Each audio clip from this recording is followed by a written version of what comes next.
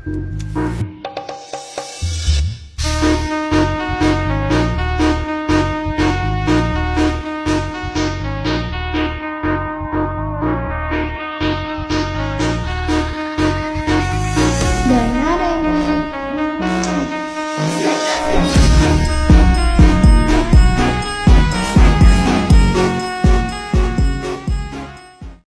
back. No, slick back. That's what I said. Slick back. No, nigga, I'm a pimp named Slick back. Pimp named Slick back. Pimp named Slick back. Nigga, are you deaf? I'm a pimp named Slick. Assalamualaikum warahmatullahi wabarakatuh. Saya Sally Rupitasari, mahasiswa dari Stikes Maharani Malang. Di sini saya dan teman-teman akan mengadakan penyuluhan tentang penyakit jantung koroner. Di penyuluhan nanti akan dijelaskan mengenai pengertian, gejala, lalu ada juga faktor resiko dan juga pencegahan penyakit jantung koroner. Sebelum melakukan penyuluhan pada sore hari ini, saya akan membagikan sebuah brosur tentang penyakit jantung koroner. Ibu-ibu bisa lihat dari sini, juga bisa dari yang dijelaskan oleh pemateri. 1, 2, 3, 4, 5. Dan nanti di sesi akhir penyuluhan akan saya buka sesi tanya jawab bagi ibu-ibu mungkin yang belum mengerti yang dijelaskan oleh pemateri bisa ditanyakan kepada kami, dan untuk pemateri dipersilakan. Oke. Assalamualaikum warahmatullahi wabarakatuh. Waalaikumsalam warahmatullahi wabarakatuh. Terima kasih sekali lagi saya ucapkan kepada ibu-ibu yang sudah datang hadir di tempat ini. Saya Kanisius Rahalus, teman-teman dari kampus Stikes Maharani Malang. Di sini saya akan menjelaskan tentang penyakit jantung koroner. Penyakit jantung koroner ini biasanya itu diakibatkan karena penyempitan pembuluh darah, atau misalnya pembuluh darah yang kecil atau tersumbat. Nah, itu bisa diakibatkan dengan beberapa faktor. Yang pertama itu ada biasanya disebut dengan obesitas, atau misalnya obesitas itu bahasa Indonesianya itu kelebihan berat badan. Terus yang kedua ada yang namanya kolesterol. Setelah itu gejala-gejala dari jantung koroner ini ada contohnya kayak ada rasa sesak di dada, tapi sesaknya itu dalam jangka panjang. Contohnya seperti, waduh ini kok saya sesak, tapi berhenti sesaknya itu kenapa lama? Nah, itu ada gejalanya dari situ. Terus di sini juga ada contohnya lemas, atau misalnya ada rasa-rasa mual, terus atau misalnya ada rasa pusing. Terus ada lagi misalnya keringat dingin di malam hari, atau misalnya kita merasa badan kita tuh benar-benar sangat lemas setelah aktivitas fisik. Terus di sini ada resiko penyakit jantung koroner ini yang tidak dapat diubah. Jadi ada yang pertama umur. Jadi penyakit jantung koroner ini umur juga tidak dipatokan untuk penyakit jantung koroner ini, karena di usia berapapun itu kita bisa terkena karena pola kehidupan kita sehari-hari. Setelah itu yang kedua, di sini ada jenis kelamin. Jenis kelamin ini entah itu mau cowok atau mau cewek, semuanya tuh bisa kena. Yang penting kembali lagi saya bilang tergantung pola hidup kita sehari-hari. Habis itu keturunan. Keturunan ini biasanya karena keturunan dari ayah, atau misalnya keturunan dari tete, atau misalnya uti gitu, uti yang dari atas dia memberikan keturunannya kepada anak-anak atau cucu-cucunya. Terus di sini ada resiko yang dapat diubah. Jadi penyakit jantung koroner ini kita juga bisa ubah dengan cara apa? Contohnya suami yang perokok.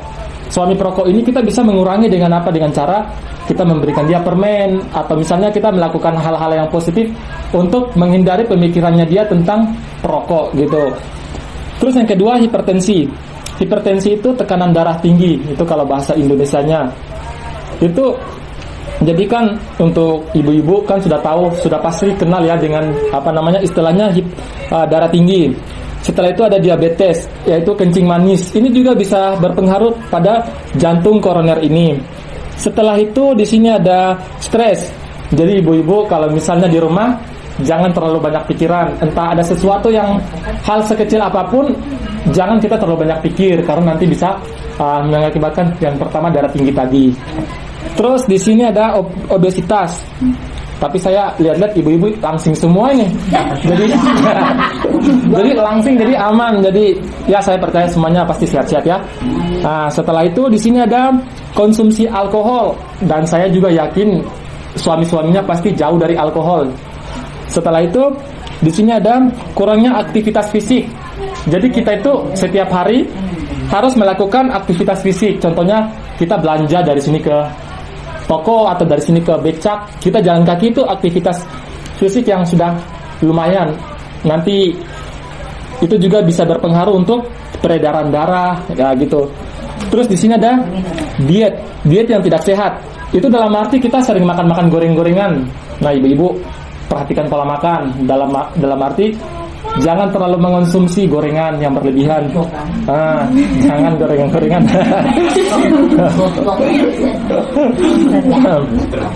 Nah, setelah itu kita lanjut ke pengendalian. Jadi kita bisa mengendalikan dari jantung koroner ini. Itu kita bisa cek rutin ke tempat pusat rumah sakit terdekat, contohnya kayak puskesmas dekat atau misalnya rumah sakit yang dekat, kita bisa kontrol dari gejala ini. Contohnya, aduh kok sesakku udah lebih dari 20 menit atau udah agak lama ya. Nah, segera kita periksa ke tempat-tempat kesehatan terdekat. Setelah itu ada atasi dengan pengobatan. Setelah kita sampai di sana, otomatis kan kita dianjurkan dari dokter kayak, oh ibu harus seperti ini, jalan keluarnya seperti ini. Itu harus kita melakukan pengobatan yang tepat untuk membantu mengurangi jantung koroner ini. Habis itu di sini ada tetap diet gizi seimbang. Itu saya yakin di sini ibu-ibu biasanya pagi-pagi kan beli sayur kan. Nah, ibu masak sayur apa biasanya pagi-pagi? Bayam. Di sawi. Oh, aduh enak ya. Nanti kapan-kapan saya mau juga masakan. Nah, itu. Oh ya. Wah, itu bagus itu. Berarti ibu suka masak makanan yang vegetarian ya? Sayur-sayuran. Nah, itu bagus itu. Nah, terus garamnya tuh dikurangi sedikit untuk kesehatan. Jangan asin-asin banget. Nah, itu di diet gizi yang seimbang itu sudah bagus. Ya. Setelah itu upaya aktivitas fisik dengan aman. Ibu pergi ke yang tadi saya sudah jelaskan, ibu pergi ke ke toko dekat, jalan kaki pagi-pagi itu. Kan biasanya pagi-pagi yang paling bangun cepat itu kan ibu-ibu ketimbang laki-laki. Jadi pagi-pagi jalan sambil kena. Nah, jadi pagi-pagi itu jalan kaki kena matahari kan dapat 2 vitamin dan 2 manfaat. Terus hindari asap rokok atau alkohol. Misalnya ada yang asap rokok gitu, jangan kita segan-segan untuk ngomong, oh ya mas kamu ngerokok di sana, saya alergi asap rokok, karena itu untuk kesehatan kita juga. Gitu. Oh, di sini nggak ada yang ngerokok ya? Ah, alhamdulillah ya. Oh jarang. Wah, berarti kampung ini sehat ini. Wah. Bagus. Terus terakhir adalah pencegahan dengan kita melakukan cek rutin kesehatan. Terus kita rajin aktivitas fisik, kita istirahat yang cukup. Jadi ibu-ibu kalau misalnya lagi pagi-pagi kan habis masak, cuci piring dan lain-lain kan capek. Kasih waktu untuk istirahat. Kasih waktu untuk tubuh itu ingin istirahat. Contohnya gini, contoh simpel. Kita main HP. Kita main HP kan, HP-nya tuh lama-lama itu berkurang. Dia punya daya baterai. Untuk itu perlu dicas dengan apa? Diistirahatkan. Buatan sakit HP kan. Aduh. Ya, seperti itu saja yang saya bisa sampaikan dari jantung koroner ini. Mungkin kalau misalnya ibu ingin bertanya, nanti silahkan ke Mbak Seli ya. Itu saja. Sekian. Terima kasih atas materi yang saya sudah sampaikan. Saya kembali ke Mbak Seli.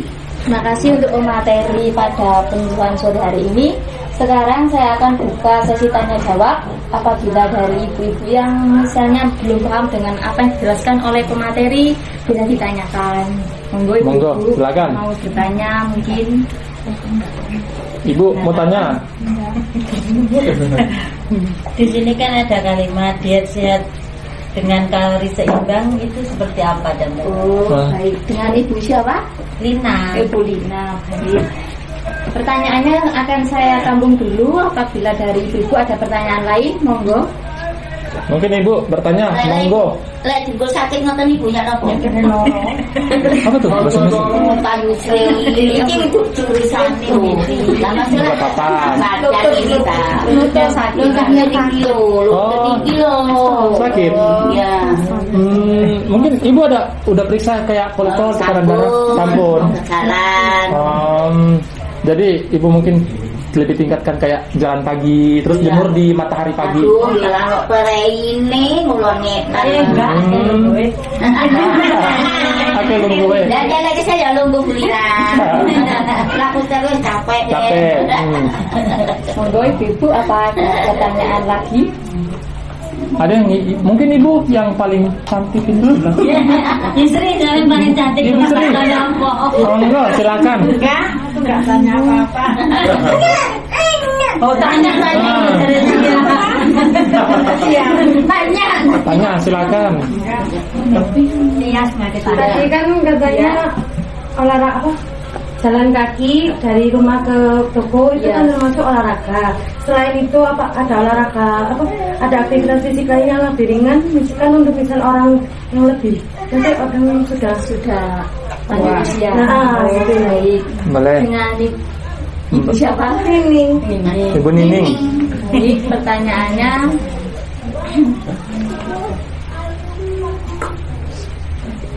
untuk pertanyaannya dari Ibu Lina akan dijawab oleh teman saya bernama Widya. Untuk Widya dipersilakan.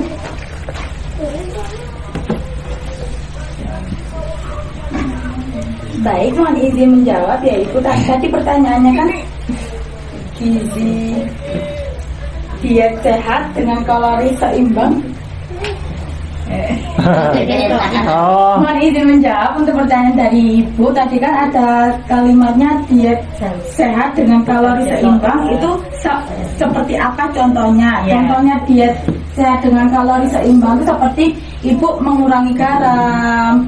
Biasanya kalau masakan gurih-gurih banget itu sedikit dikurangi. Tetapi itu kalau yang suka manis-manis sedikit dikurangi juga. Terus biasanya tuh kalau lemak-lemak jenuh, kalau gaje-gaje itu kan itu enak ya biasanya ya paling disukain. Nah itu juga apa ayam biasanya itu kan kulit-kulitnya ayam. Biasanya kalau dibuat soto kan enak itu.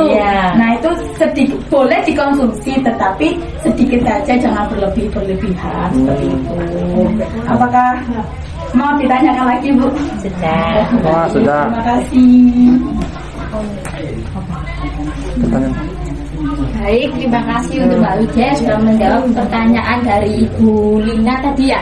Sekarang pertanyaan yang kedua dari Ibu Nining dijawab oleh teman saya yang bernama Joses. Untuk Joses dipersilakan. Joses, Mas Joses.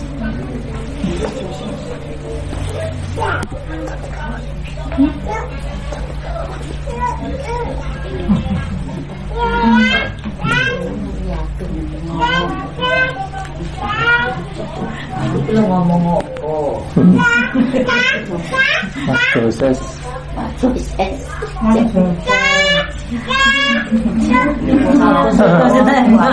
Mau bertanya kayaknya. Siap, bertanya apa sini? Sini nak. Sini nak, sini. Kamu duduk sini. Ya, baik, terima kasih atas kesempatan yang telah disampaikan kepada saya secara pribadi. Dengan ini saya mewakili kelompok untuk menjawab pertanyaan dari Ibu Nining terkait dengan pertanyaannya. Pertanyaannya tadi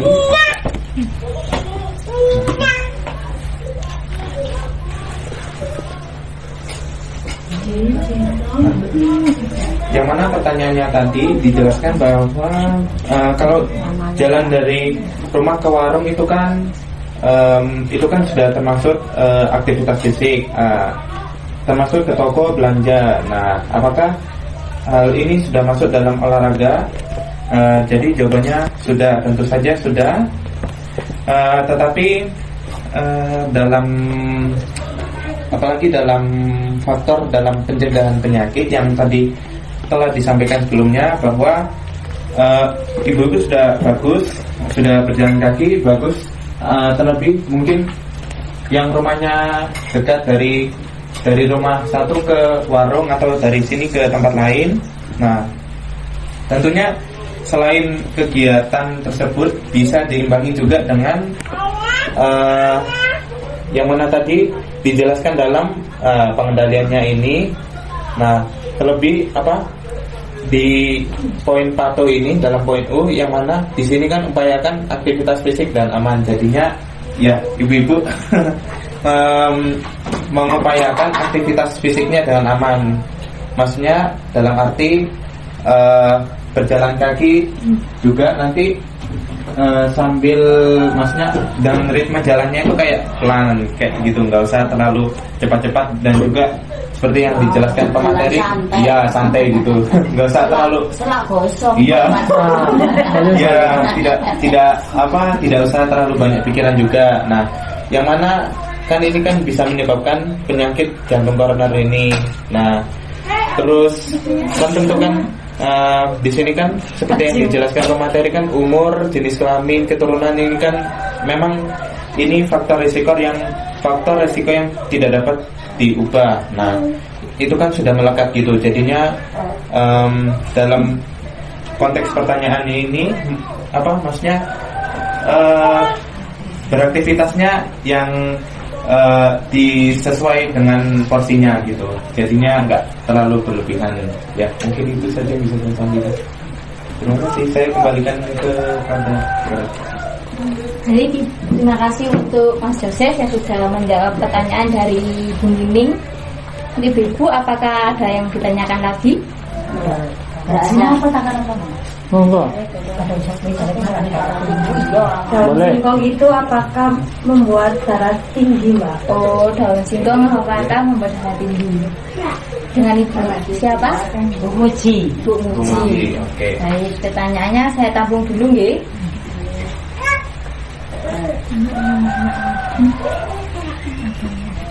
Oh, ada yang tanyakan lagi?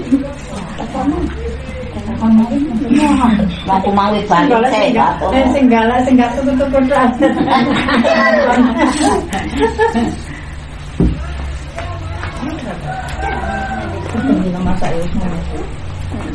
Selain jalan kaki, apakah ada aktivitas fisik yang lebih ringan, lainnya yang ringan gitu, selain jalan kaki?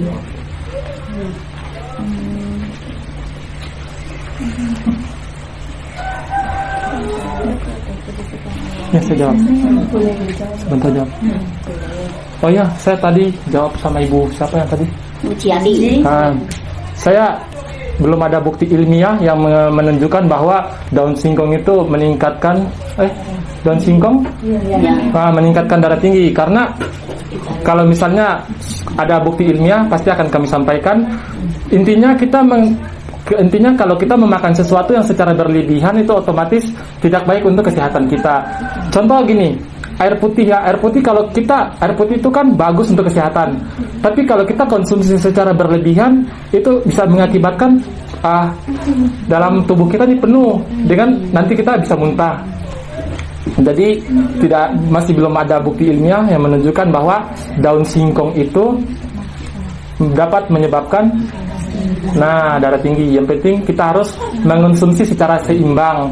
Boleh sebenarnya untuk mengonsumsi itu daun singkong. Itu masih aman.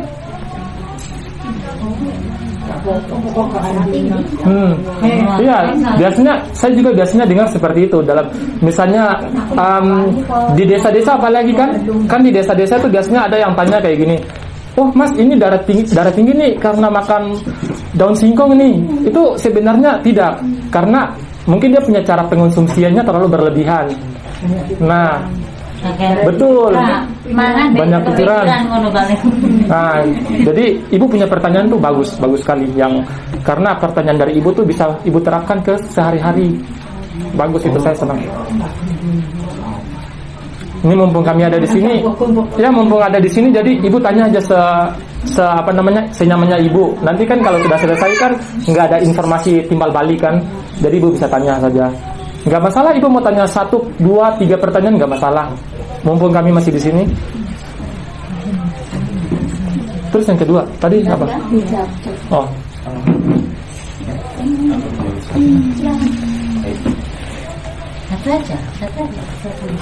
Ya, jadi izin menjawab dari pertanyaan yang telah disampaikan sebelumnya oleh Bu Nining. Jadi apakah ada aktivitas yang meringankan selain berjalan kaki? Jadi jawabannya itu tentu saja ada. Contohnya tentu saja bisa kita lihat dari kehidupan sehari-hari, apalagi ibu-ibu ini juga kan banyak kerjaan di rumah, kan pekerjaan rumah tangga, kan jadinya seperti mengepel, menyapu lantai begitu, atau menyiapkan makanan, memasak.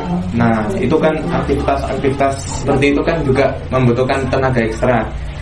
Jadi yang ingin saya sampaikan di sini bahwa yang namanya pengendalian itu tentu saja, nah seperti di poster ini kan ini bisa kita serap, nah supaya tidak terjadi penyakit ini. Nah apalagi kan ini kan jantung itu kan organ penting dalam tubuh manusia.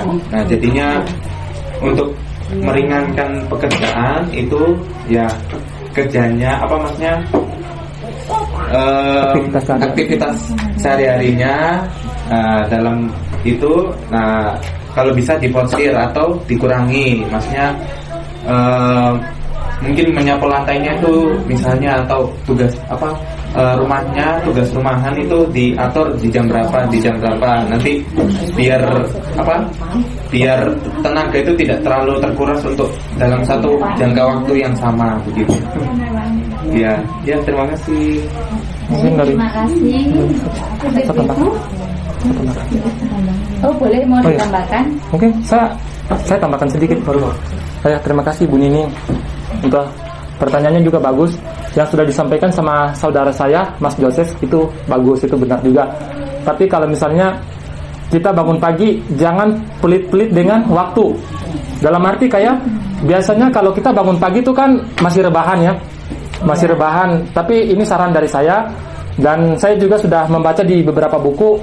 Bangun pagi alangkah baiknya minum air hangat pagi-pagi sebelum lambung ini diisi dengan makanan. Setelah itu kita dengan gerakan seperti kayak gini, pemanasan gini, habis itu dengan pemanasan seperti ini sudah membantu aliran darah untuk bisa, ya kan, itu untuk bangun pagi. Salah satunya begini. Nah itu juga bagus. Setelah itu kan baru kita jalan. Nah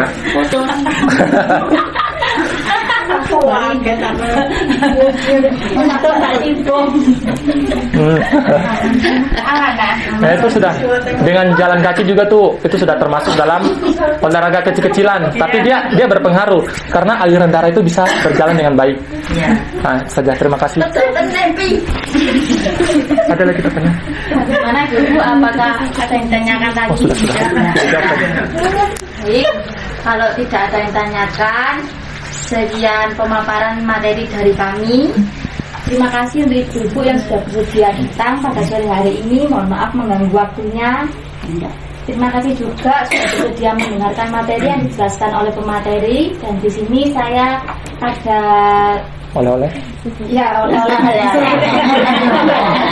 Karena sudah bersedia mendengarkan penyuluhan dari kami. Untuk ini bisa dibantu. Oh, bagi Bang. Ini saya mau bawa pulang sendiri, nggak apa-apa ya? Mak.